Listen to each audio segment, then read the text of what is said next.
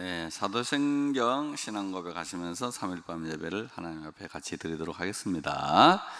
전능하사 천지를 만드신 하나님 아버지를 내가 믿사오며 그 외아들 우리 주 예수 그리스도를 믿사오니 이는 성령으로 잉태하사 동정녀 마리아에게 나시고 본디오 빌라도에게 고난을 받으사 십자가에 못 박혀 죽으시고 장사한 지 사흘 만에 죽은 자 가운데서 다시 살아나시며 하늘에 오르사 전능하신 하나님 우편에 앉아 계시다가 저리로서 산자와 죽은 자를 심판하러 오시리라. 성령을 믿사오며 거룩한 공예와 성도가 서로 교통하는 것과 죄를 사하여 주시는 것과 몸이 다시 사는 것과 영원히 사는 것을 믿사옵나이다. 아멘. 435장 찬송이 되겠습니다. 찬송가 435장.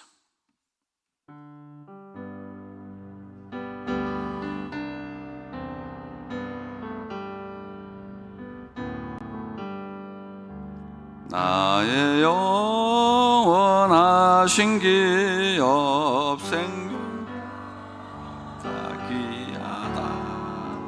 나의 갈 길 다가도록 나와 동행하소서. 주께로 가까이 주께로 가오니 나의 갈 길 다가도록 나와 동행하소서. 세상 부귀한 일함과 모든 명예 버리고 험한 길을 가는 동안 나와 동행하소서. 주께로 가까이 주께로 가오니 나의 갈 길 다가도록 나와 동행하소서. 어두운 골짝 지나가며 험한 바다 건너서 천국 문에 이르도록 나와 동행하소서. 주께로 가까이 주께로 가오니 나의 갈 길 다가도록 나와 동행하소서.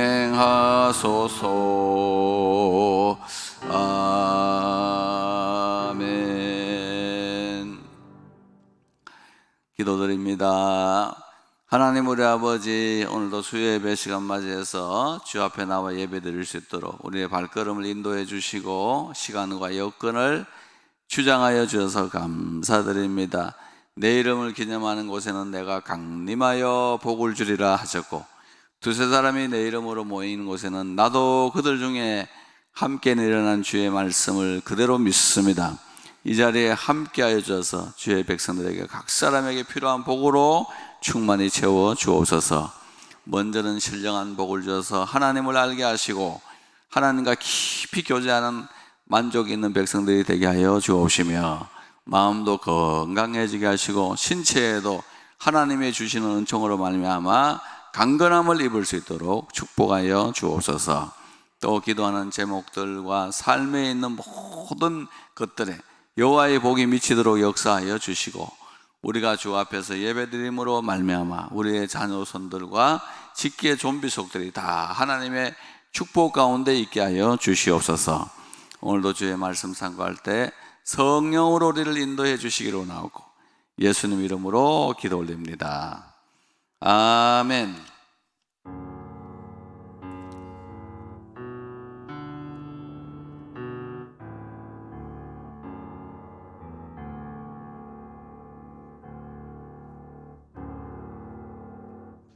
아멘. 자, 오늘은 시편 43편을 보겠습니다. 시편 43입니다. 1절부터 5절까지 시편 43편. 구약 성경 833페이지. 한 절씩 읽습니다. 하나님이여 나를 판단하시되 경건하지 아니한 나라에 대하여 내 송사를 변호하시며 간사하고 불의한 자에게서 나를 건지소서.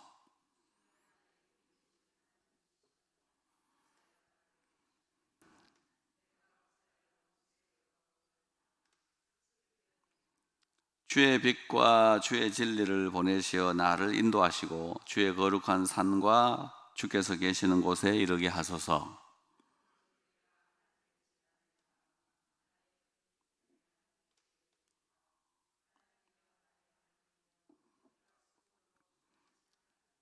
같이 읽습니다.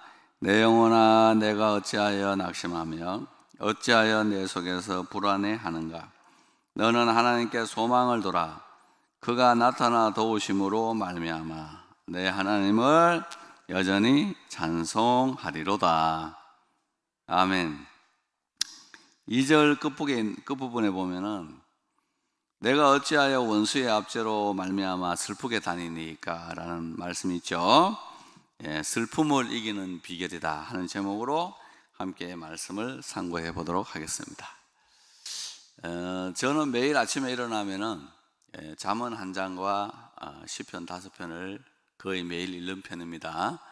1992년부터 읽었으니까 수백 번 읽었겠죠. 매 한 달에 한 번 읽습니다. 시편 5편씩 읽으면 30일 읽으면 150편이죠. 그 다음에 잠언은 한 장씩 읽으면 31장이니까 한 달에 한 번 읽습니다.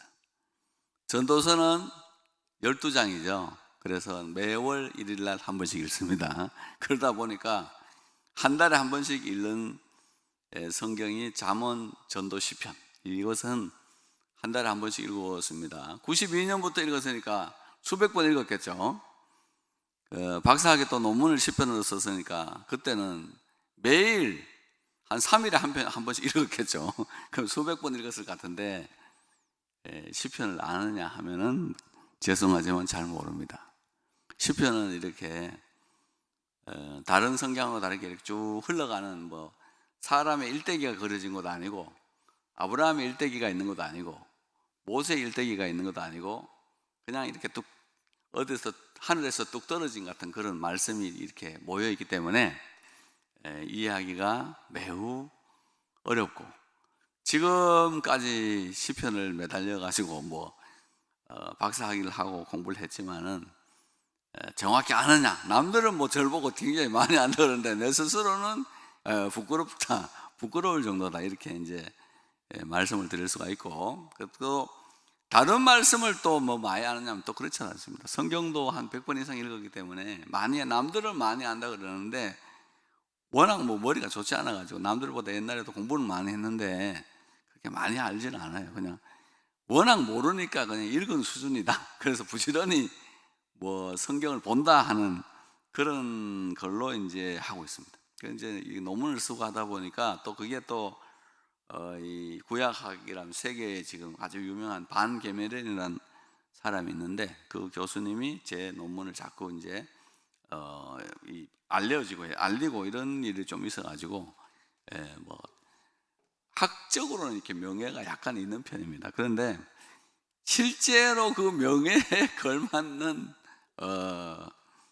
아느냐 하면 잘 모릅니다. 그러니까 어떤 세계를 간에 이 공부하는 것은 매우 깊은 세계고 아무나 알 수 있는 세계도 아니고 한데 여의도에 가서 6개월 신학 공부하니까 막 안수를 주고 이러던데 여자 목사들 안수를 막 주고 하는데 뭘 알까 싶어요. 저 사람이 정말 뭘 알고 설교를 하고 뭘 알고 백성들을 가르치고 뭘 알고 백성들을 인도하는가 생각할 때마다 두렵습니다. 두렵고 오늘 같이 이제 우리 각던 선생님이 수요일 날 설교하다가 오늘 좀 개인적인 사정이 있어서 못하게 됐는데 그럴 때는 제가 항상 뭐 시편 가지고 설교하면 시편으로 설교하고 항상 묵상을 했기 때문에 뭘 한다 이러지만 잘 그렇게 모르는 사정이 있다 하는 거예요. 여러분. 그래서 좀 이해를 하시고, 특별히 이제 시편은 다른 성경은 다 하나님이 땅에 있는 인간들에게 준 언어를 모은 거고요. 시편은 땅에 있는 인간들이 하나님께 한 말씀, 기도를 적어 놓은 거예요. 그러니까 다른 성경은 하나님께서 위로부터 영감을 주셔가지고 사람에게 이렇게 모세 일생, 아브라함 일생을 쭉 적어 놓은 거고, 시편은 읽어보면은 이 속에 막 우리 인간의 그 감정과 슬픔과 이런 걸 막 표현해 놨잖아요. 땅에서 하늘로 올린 기도 중에서 하나님의 영감이 묻어 있는 그 성경책을 그 150편의 노래를 모아놓는 이거, 그러니까 찬양 가사다 그 말입니다. 찬양의 가사. 우리도 보면 그 찬송가에 보면 그 누가 나의 슬픔 알까 하는 거 있죠. 누가 나의 괴로움 알겠느냐, 내 마음에 이렇게 큰 고통인데 그거 누가 알 수 있느냐 해서 하나님밖에 없다는 그런 고백을 하잖아요. 그와 똑같이 오늘 이 본문 말씀을 읽어보면은 내가 지금 슬프게 다니고 있다. 누구의 시라고 했죠? 다윗의 시입니다. 거기 보면은 이게 다윗인데, 고라 자손의 시다 뭐 이렇게 되어 있는 데도 있고 또 찬송시도 되어 있습니다만은, 이 시 자체가 이렇게 이제 쭉 읽다가 보면은 다윗이든 고라든 아삽이든 간에 굉장히 경건한 사람들이에요. 하나님 앞에서 굉장히 경건한 사람들인데 고난을 당하고 슬픔을 당하는 거예요. 이게 사실은 이해가 안 되죠. 우리가 이제 이 신앙생활 하면서 어떻게 하면은 내 삶의 슬픔을 줄일까? 그래가지고 교인들이 막 그냥 주일도 성수하고 헌금도 드리고 몸을 바쳐서 열심히 봉사도 하는데, 그런 사람일수록 슬픔이 이해가 안 됩니다. 왜 그럴까요? 나는 하나님께서 이렇게 하면 하나님을 기쁘시게 하는 어떤 행위, 그 주일도 성수하고 뭐 11조도 드리고 봉사도 열심히 하면은 하나님께서 나를 아주 기뻐하시고 나를 축복할 줄 알았는데, 인생을 이렇게 살아보면은 그런 거하고 전혀 상관없이 내 삶의 슬픔이 막 찾아오는 거예요. 예를 들어서 다윗 같은 사람은 골리앗을 때려 눕혔잖아요. 그러니까 골리앗을 때려 눕히기 전에는 목장에서 아버지 그 초장에서 막 찬양하면서 기쁘게 살았잖아요. 근데 골리앗을 때려 눕혀가지고 이스라엘의 영웅이 돼가지고 이제 정말 이스라엘의 나라를 구했는데, 그때부터 그 나라를 잃어버릴까 싶어 하는 사울이 핍박함으로 말미암아 가지고 그때부터 광야에 내쫓기게 되고, 하루 이틀 수배당한 게 아니고 10년이라는 긴 세월 동안에 막 수색을 하는데, 얼마나 강하게 수색을 했냐면 벼룩이나 이를 잡듯이 수색을 했다 이거, 자기를 잡으려고. 그러니까 얼마나 이 긴장 가운데서 도망다니면서 살았겠어요. 그 도망다니면서 간 그 곳에서 쓴 시도 있고, 고라 자손의 시나 아삽의 자손의 이런 시들은 뭐냐면은 성가대원들이거든. 다 그 사람들이 하나님 앞에 늘 찬송 부르는 성가대원들인데도 불구하고 그 삶의 어려운 일들이 많아요.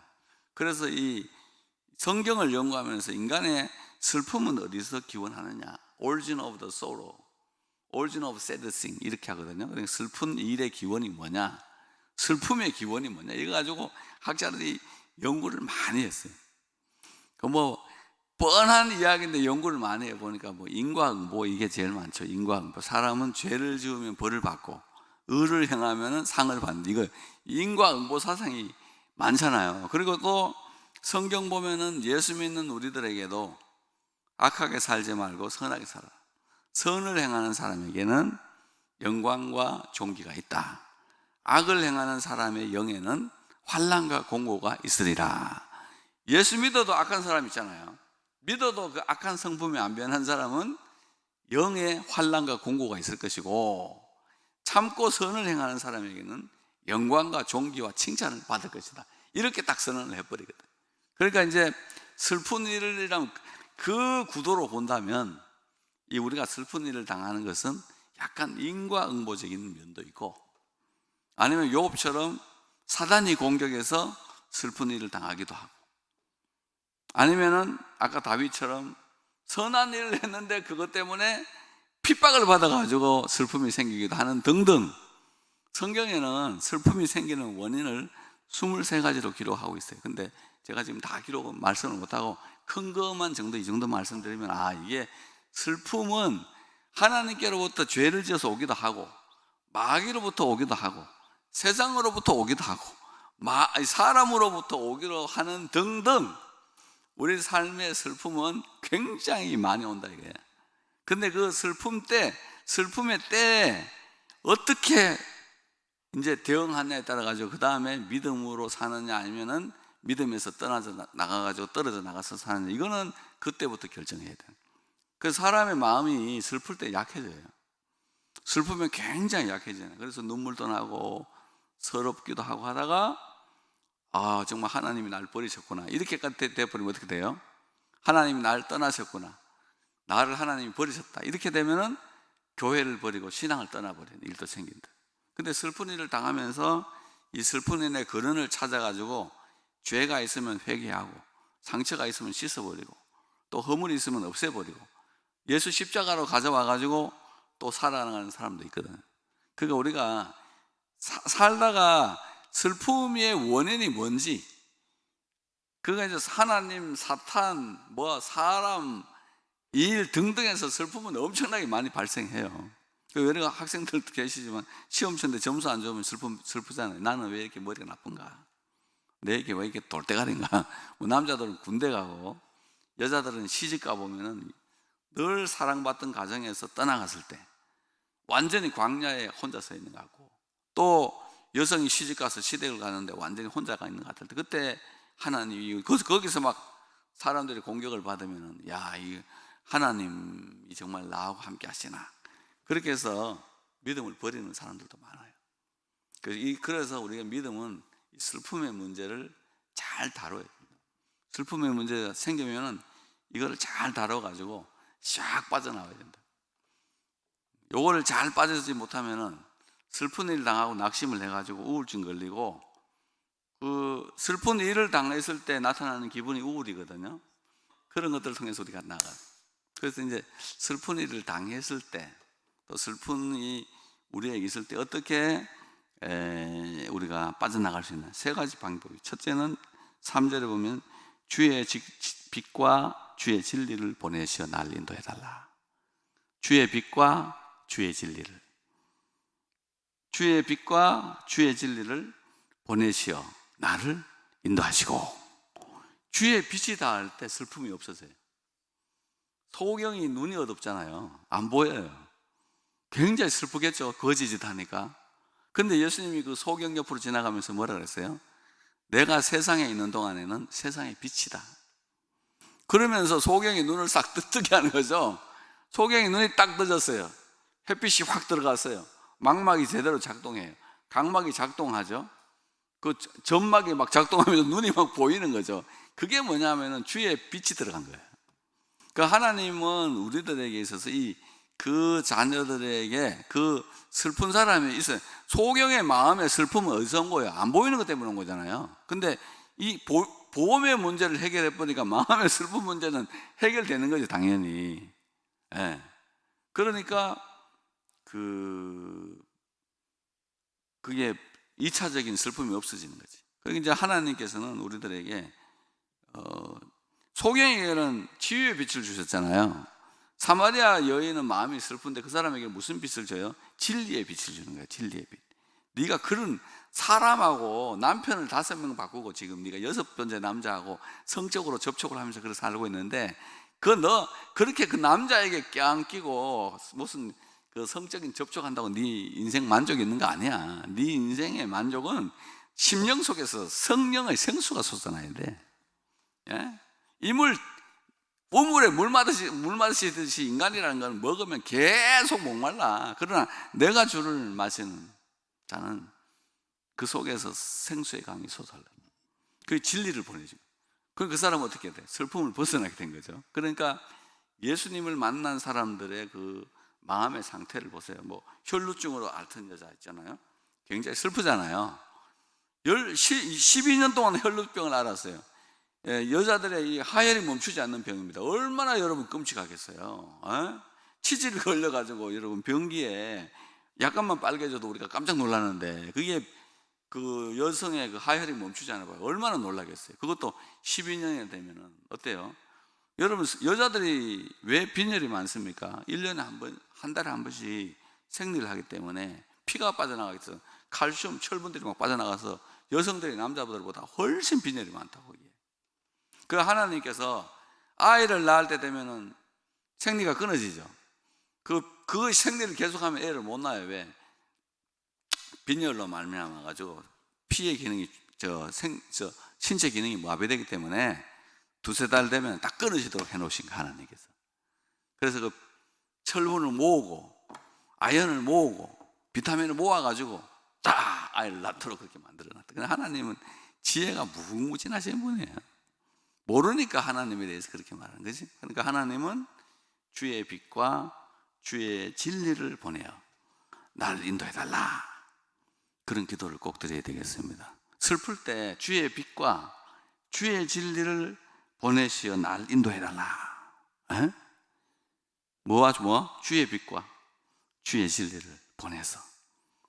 우리가 이제 막 인생이 복잡한데도 말씀을 들으면 원인을 알잖아요. 말씀은 막 복잡하다가도 이게 근원이 마귀한테 있구나. 이게 이 근원이 이게 다른 데 있는 게 아니고 이게 마귀한테 있는 거다. 대구 순복음교회 이건호 목사님이란 분이 계세요. 이 사람이 고려대학 다녔는데요, 2학년 때 우울증이 걸렸어요. 그냥 의사 선생님이 군대도 가지 마라, 사람도 만나지 마라, 사회생활 못한다, 이렇게 됐거든요. 근데 옆집에 있는 형이 국비 유학을 가기 전에 잠시 나오라 그래서 어디 둘이서 만났대. 야, 너 예수 영접해라 하더래. 예수 영접해라. 예수 영접해라 하더래. 그냥 막 강하게 저항했어. 내가 왜 예수를 영접해야 되냐. 이 사람은 전자공학을 전공한 사람인데, 네 지금 전기가 보여 안 보여? 안 보여. 그럼 네 우리가 모인 이곳에 전기가 있는 거 어떻게 하는? 빛이 있지 않냐? 그렇게 대답을 하니까, 하나님은 안 보이지만은 하나님의 역사로 말미암아 빛을 발하는 사람들이 있다, 이러면서 세 사람을 소개해 주더래. 그래서 나도 예수를 영접해야 되겠다. 그래서 그날 예수를 영접하고 왔는데, 예수를 영접한다고 그게 끝이 아니고 오늘 밤부터 기도해라. 그래서 매일 잠을 못 자가지고 약을 한 봉다리씩 먹고 잤는데, 하나님 계시다면 잠을 좀 재워주세요. 그 기도가 근데 그 기도를 한 기억이 있는데 아침이 되는 거야. 자고 일어나 보니까 약봉다리 그냥 있는 거야.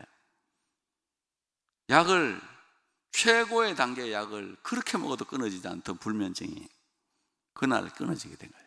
하나님의 빛으로.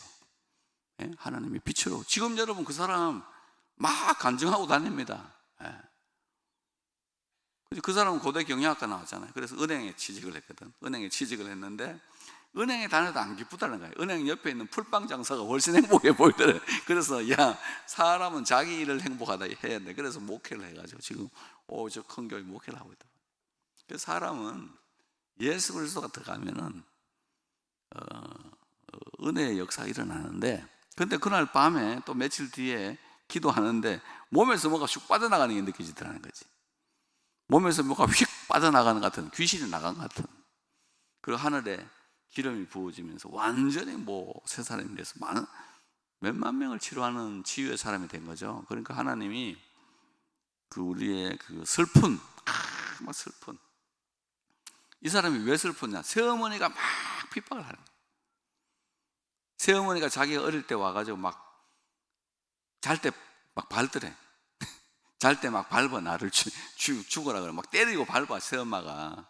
그래가지고 이제 컸잖아, 어느 정도에. 20살 정도에 컸는데, 어느 날을 밟더래, 자기를. 그래서 확 때리려고 막 뛰어갔다, 이거야.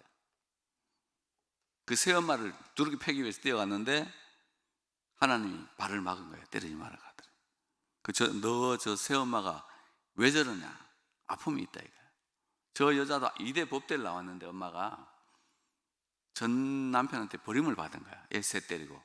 그 버림받았으니까 얼마나 인생에 아픔이 있냐. 하나님이 그걸 보여주시더래. 그걸 또 알게 하시는 거야. 그러니까 그때 내 자식 3명 버림받아서 나무 집에서 시집 왔는데, 이 집에도 엄마가 죽어서 남은 애 셋을 키우고 있으니까 이 마음의 이 슬픔이라는 게 이게 얼마나 크겠냐 이거야.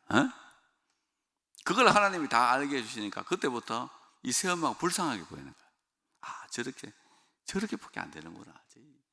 얼마나 저 불쌍한 인생을 살았으면 저렇게 행동해. 그래가지고 그 엄마를 이해하고 그 믿음으로 살아가지고 지금은 온 그런 게 됐잖아요. 그러니까 우리가 인생을 살아갈 때는 그 원인이 많은데 그럼 주의 빛과 진리로 치료가 된다.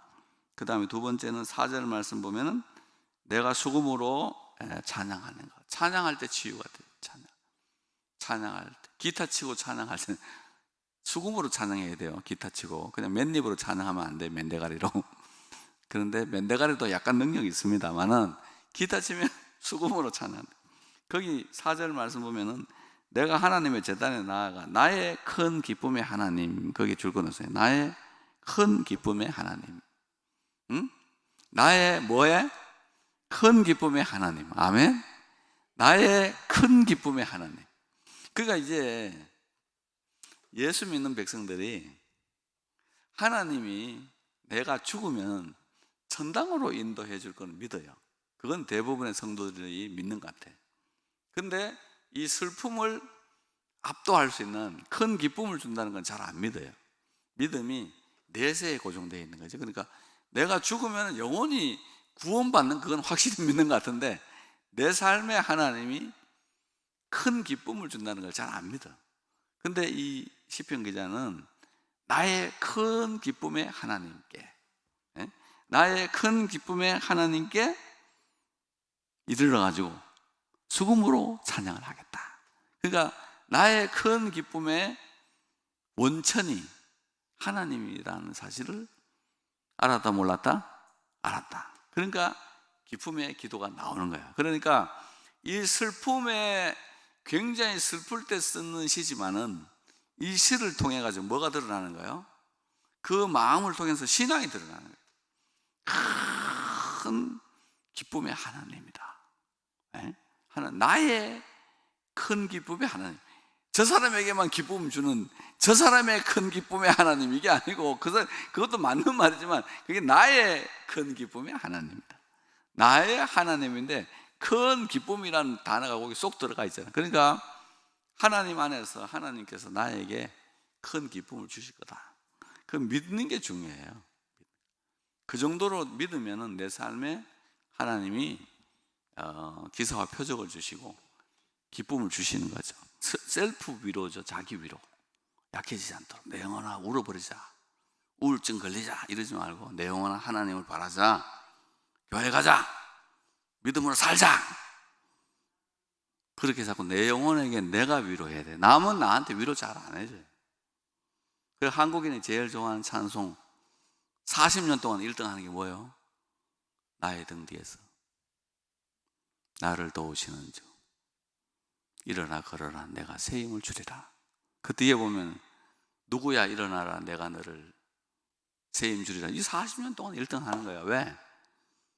간증이거든. 그게 그 곡을 처음 쓴 사람이 최용덕이라는 간사님이고 그 곡의 처음에 노래가 경희야 일어나라 내가 새 힘을 주리라.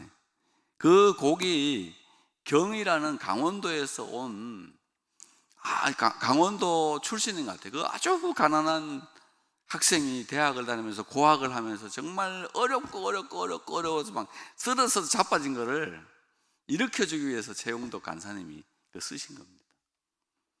그런데 그분이 사모님이 되셔가지고요. 춘천중앙교회인가 그 사모님이 되셨어요. 사모님 되시고 지금 우리 총신의 정경옥 교수님의 부인이 되셨어요. 사람의 인생은 아무도 몰라요. 하나님께서 함께 하시는 거예요. 하나님 함께 하시고 그 내용 자체가 흐르는 거를 제가 정확히는 알지 못하지만 하여튼 그 곡을 지은 걸 아는 사람이 나한테 그렇게 이야기를 해주더라고요. 그러니까 슬픔이 있을 때 주의 빛과 주의 진리를 보내달라. 그 다음에 찬양하는 거, 그 다음에 스스로 위로하는 거. 내 영혼아 불안해하지 마라. 하나님을 바라봐라. 그가 나타나서 도와줄 거다. 이런 자기에게 힘을 주는 영적인 언어를 사용함으로써 우리가 슬픔으로부터 벗어날 수 있고 이길 수 있다. 믿음으로 승리하시기를 축복합니다. 하나님 우리 아버지, 인생을 살아가면서 슬픔을 겪고 싶지 않지만 수많은 슬픔들이 파도처럼 우리에게 밀려오죠. 이것들을 잘 극복할 수 있도록 우리들에게 믿음을 더하여 주시고 주의 빛과 주의 진리를 보내시어 나를 인도해 달라는 이 기도가 우리의 기도가 되게 하여 주시고 눈물 흘리며 수금으로 찬양할 수 있는 자리에 이르게 하시고 하나님이 도우심으로 너는 안심하라는 자기 절제와 자기 위로를 할 수 있는 깊은 신앙에 이르도록 주의 백성들을 축복하옵소서. 예수님 이름으로 기도합니다. 네, 축도하고 마칩니다. 주 예수의 은혜와 하나님의 사랑과 성령의 교통하심이 주의 자녀들과 함께 있을지어다. 아멘.